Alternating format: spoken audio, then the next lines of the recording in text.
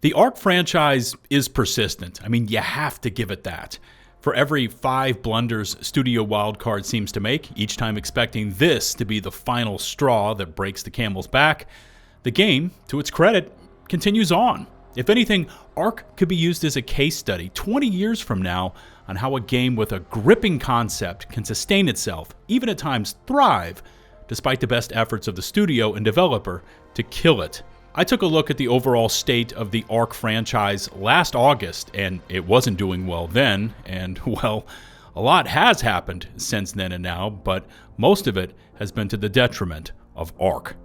The major question here is, does Studio Wildcard and Snail Games, their publisher, have enough left in the tank to try to bring the franchise back to its former glory and also to develop the next iteration, ARK 2?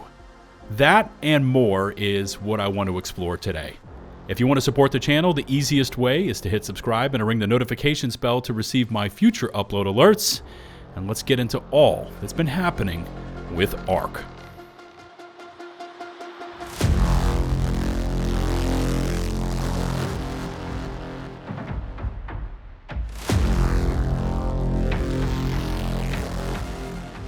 In my last deep dive into ARK, I called ASA, or ARK Survival Ascended, nothing more than a slightly enhanced copy and paste version of Survival Evolved, sold back to the player base in an effort to crowdfund the development of ARK 2. By the way, more on that subject in a moment. But in the 7 or so months since that video, we've seen that statement reinforced tenfold, hell, 100-fold, despite the game still existing in early access status, as Ascended has completely dove into the premium mod and DLC economy. We've now progressed far beyond shoulder-mounted kitties acting as a personal flamethrower to now a second paid magical beast in Dreadmare for a separate purchase price, and once again imbued with magical powers, eliciting FOMO in the ARK player base.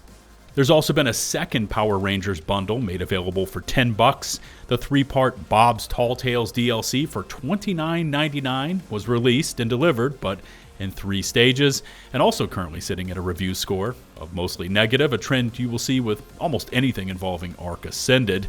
Releasing later this month is another $15 animated series cosmetic pack that is horribly overpriced, and even the most recent premium mod map, Astraeus, costing $15, was released in a broken and buggy state and only approximately 30% complete.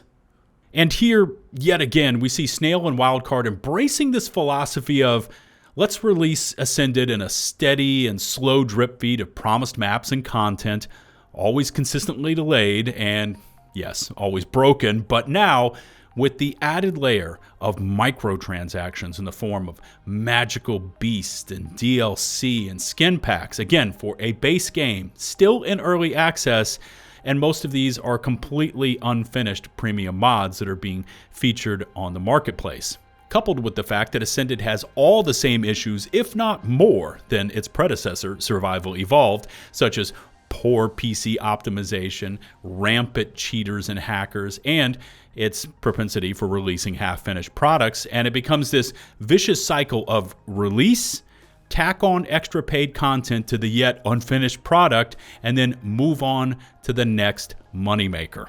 Meanwhile, players are still waiting for Ascended to look and perform anything like what was shown during the original reveal trailer. This was touted as the evergreen ARK experience designed to take Evolved to the next level and to have it serve as a beacon of original ARK as it moved into its next iteration, ARK 2, and for many, Ascended has proven to be the very opposite.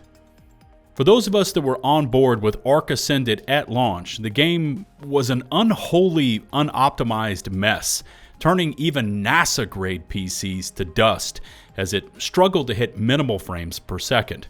Now, at the time, I was personally using a 3090, and it was a constant struggle, relying heavily on the disabling of volumetric clouds and fog to even get the game to function at acceptable FPS in 4K.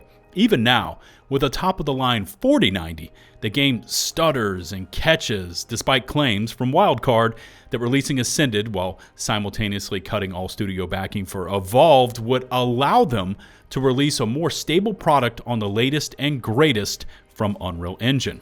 As of July of 2024, the CEO of Studio Wildcard, Jeremy Steiglitz, was announcing to the public that Ascended would be targeting a release date of September the 4th for both an upgrade to Unreal Engine 5.4 and a new FSR 3.1 implementation in tandem with, at the time, the release of Ascended's rework of Aberration. The map itself did release. The Unreal upgrade did not. Now, late December was met with another delay announcement that Ascended would now be skipping Unreal 5.4 entirely and instead be jumping into version 5.5, further adding that all maps would be refactored into optional free DLCs by Ragnarok's release. Now, the latest projection for this update has been announced as sometime this month, March 2025, but based on the current ongoings at Wildcard, I would expect that delay announcement to be coming any day now. Also, according to the latest roadmap released from the studio themselves, Ragnarok, that self-imposed date that all maps would be refactored, is set to arrive in April, with a new map following that up in June 2025. But again, this is Wildcard we are speaking of, and it has become the norm to add at the minimum 2 to 3 months to whatever dates are publicly given for releases if the content or features arrive at all.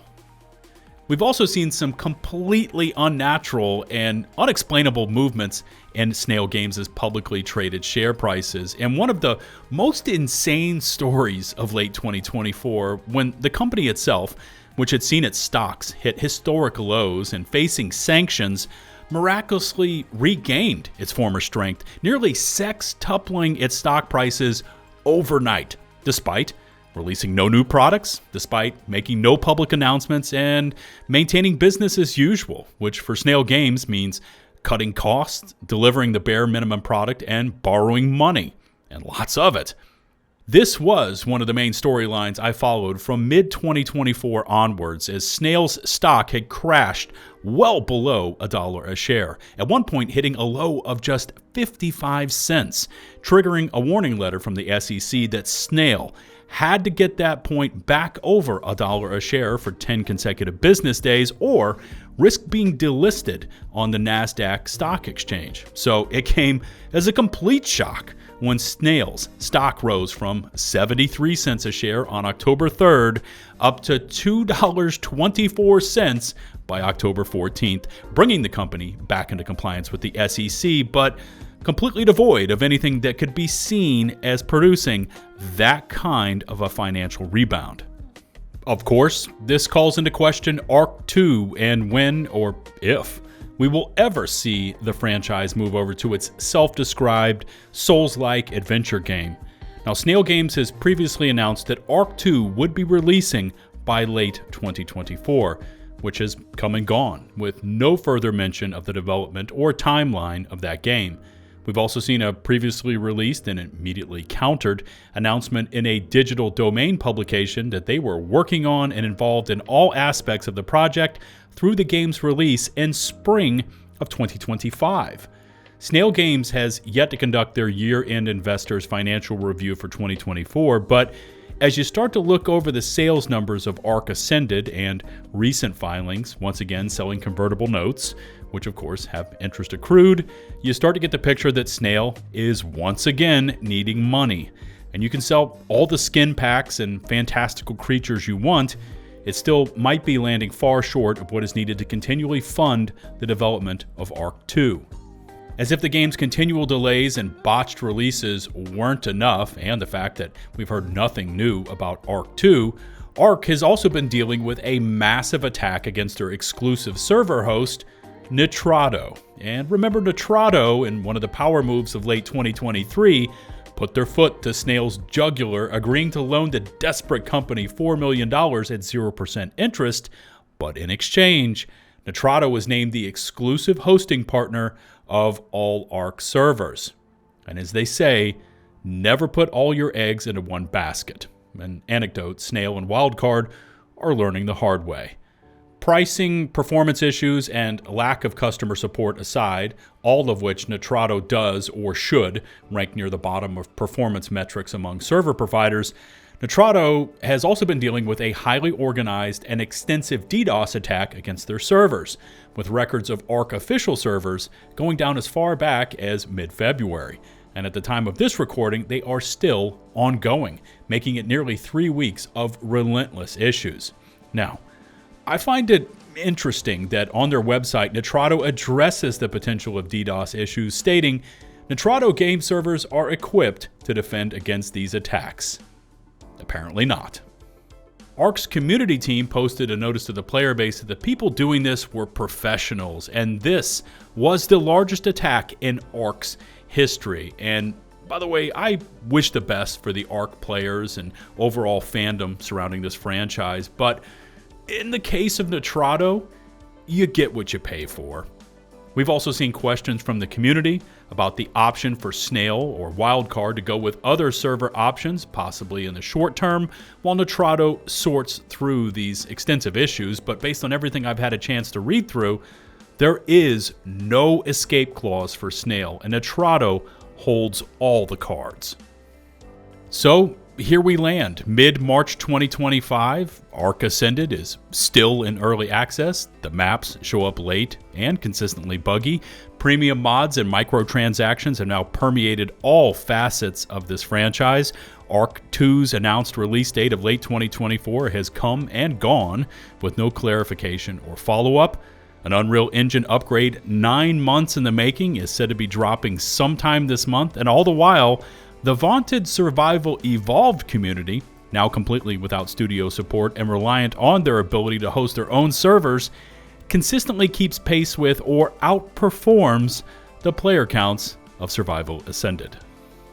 So the question becomes, where does Studio Wildcard and the once vaunted ARK franchise go from here? Well, that's a complicated question, and still much of this remains to be seen, and personally, I would have liked to have looked over the financials from Snail Games prior to posting this breakdown, but alas, their Q4 financials are still not made publicly available as of yet. But if I could speculate here for just a moment, I would guess that Snail is again needing large sums of money, which is par for the course for them, as ARK Ascended revenue, outside of small jolts of income from skin packs and the re-release of ARK Mobile in late 2024, is still not enough to fully sustain them as a company. And Snail will continue to borrow money. They'll continue to launch half-baked and ill-supported products and move on as quickly as possible until eventually they hit another ARK-esque home run. But in all reality, they will be completely dissolved. Remember to hit subscribe and to ring that notifications bell so you receive my future upload alerts. All my socials, including links to today's sources, can be found in the video description. And until the next one, this is LtBuzzLitebeer, signing off.